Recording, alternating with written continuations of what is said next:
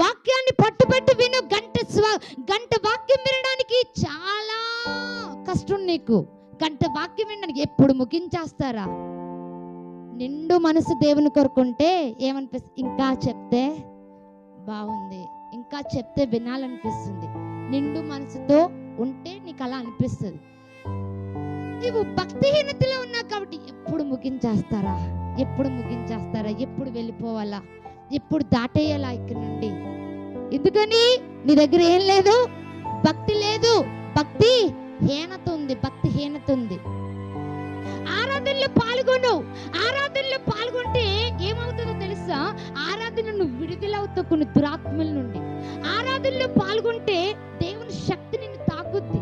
అందరూ కలిసి నిండు మనసుతో దేవుని ఆరాధన చేస్తే దేవుని యొక్క సన్నిధి మన మధ్యకి బలముగా దిగొస్తుంది. నువ్వు దీవించబడతావు, ఆరాధనలో ఆశీర్వదించబడతావు.